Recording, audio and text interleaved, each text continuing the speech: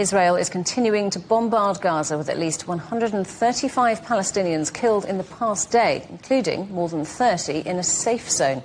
Health officials say North Gaza's Indonesian hospital is under siege and is now out of service, meaning that there are no functioning hospitals in the north of the enclave.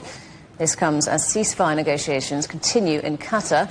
Israel says the talks include discussions on ending the conflict as well as hostage negotiations, but a senior official says there's been little progress. Our correspondent Rami Al-Magari reports from Gaza City.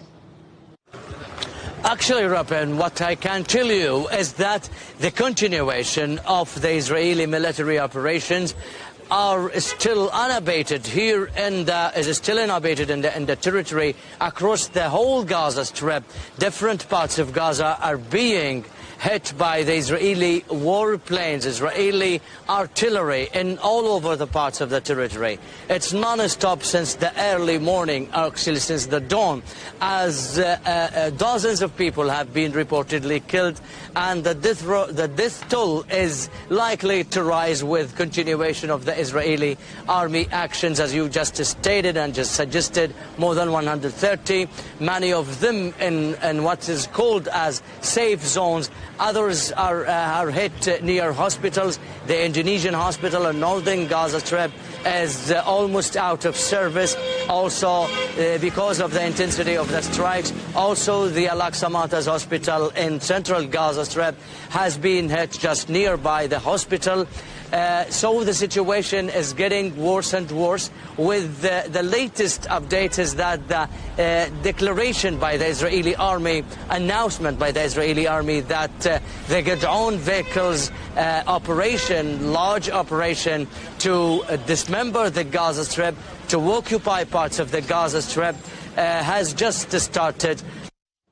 Israel says it has begun a wide-scale ground operation in northern and southern Gaza. Our correspondent Jonathan Regev reports from Tel Aviv.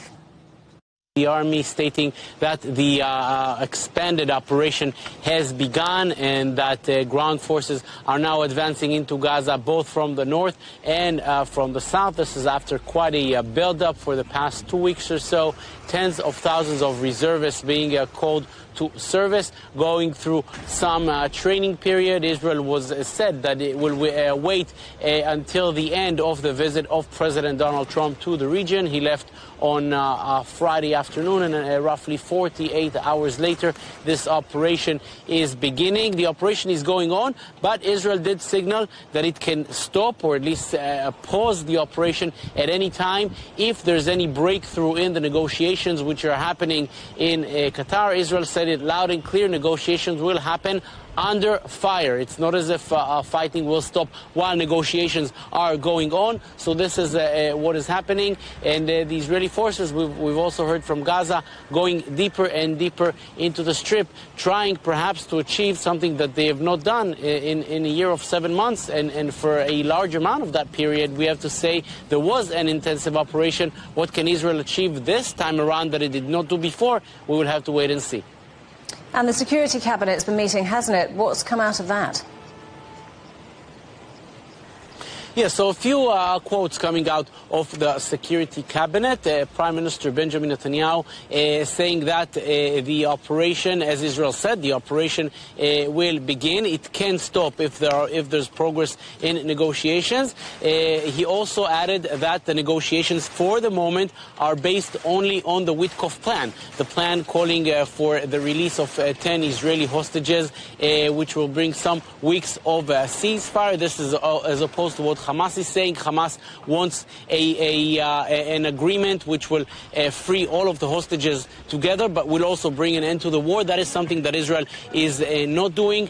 Perhaps unsurprisingly, the first, other than the Prime Minister, the First Minister to leak things outside is the Minister of National Security, Itamar Ben-Gvir, who said there will not be any such an agreement, no such thing as an agreement which will not bring Hamas down altogether, signaling perhaps to Netanyahu that he and his party will not accept a partial deal which will bring a temporary ceasefire but will also leave Hamas on its feet for the moment. This is what is happening now at the Security Cabinet. There's also the issue of humanitarian aid coming in. There are some suggestions through the Gaza Humanitarian Fund, an American-based organization, to bring assistance into some parts of the Gaza Strip.